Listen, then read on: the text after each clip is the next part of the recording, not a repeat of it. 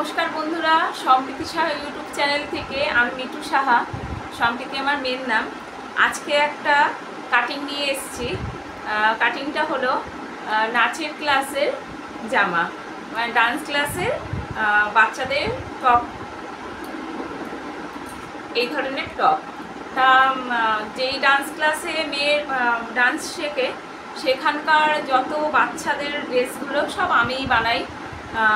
বড়দেরও কিছু বানিয়েছি, তবে বড়দের সবগুলো যে আমি বানিয়ে দিয়েছি তা না। কেননা যেই ম্যামের কাছে মেয়ে ডান্স শেখে, শিল্পাঙ্গী কৃষ্ণকুণ্ডু হালদার, তার ডান্স ক্লাস সে অনেক দিন ধরে শেখাচ্ছে। আর বড়রা যারা ডান্স ক্লাসে আছে, কিছু বউও আছে, তারা তো অনেক বছর আগের দিয়ে ডান্স শিখছে। আর মেয়ে শিখছে 5 বছর।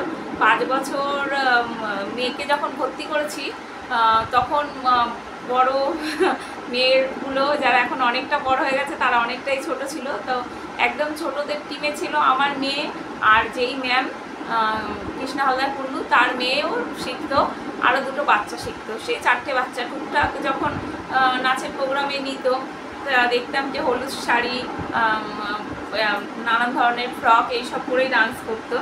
তা আমি যেহেতু সেলাইয়ের কাজ জানি, তখন ওই ম্যাম বললো যে কিছু ড্রেস যদি আমি নিজের পছন্দ করে বানাই, তা আমি তার জন্য এই যে চান্দি কাপড়গুলো, এই কাপড়গুলো আমি মার্কেট থেকে তুলে নিয়ে আসি। আর নিয়ে এসে সাদা পাটিয়ালা প্যান্ট, নানান ধরনের ঘাগরা, এই নিয়ে 7 রকম ডিজাইনের ড্রেস আমি তাদেরকে দিয়েছি। এক একটা করে দেখাবো। তবে খুব বেশি বানাতে হয়েছে আমাকে এই ডিজাইনটা। এটা আমার মেয়ের অনেক ছোট, যখন মেয়েকে প্রথমেই ভর্তি করেছিলাম সেই সময় মেয়ের টপ একটু খারাপ হয়ে গেছে।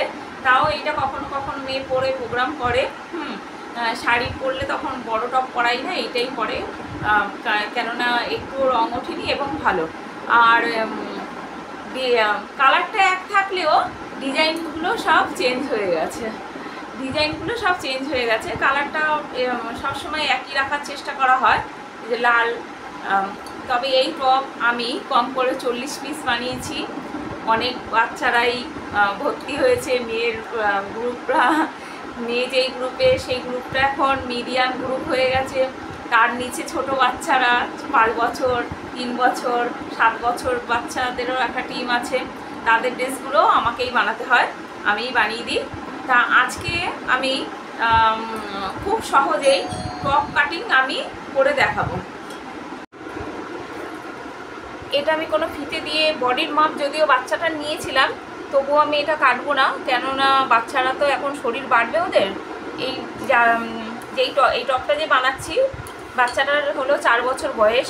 তো এইটা যেন 6-7 বছর পর্যন্ত পরতে পারে, তার জন্য আমি একটু বড় করে বানাবো।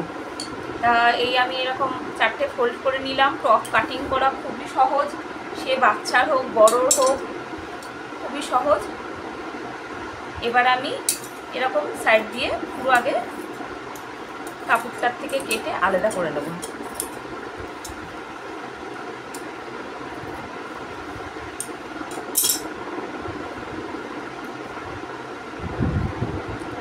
ডিজাইনটা একরকম উল্টো সোজা আছে দেখে আমি এইভাবে আরেকটা মাঝখান থেকে কাটিং করে নিচ্ছি।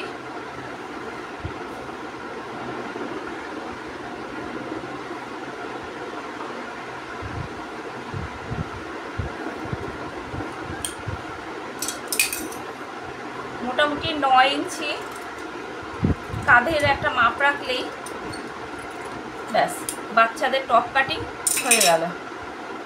আর কোনো কিছুই কিন্তু নেই, এই হয়ে গেল বাচ্চাদের টপ কাটিং।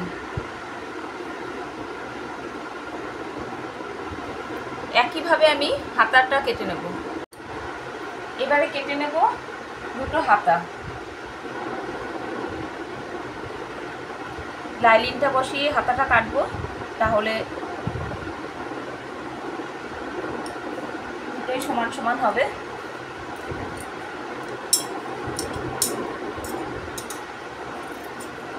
হাতাটা যেহেতু গেলাস হাতা হবে,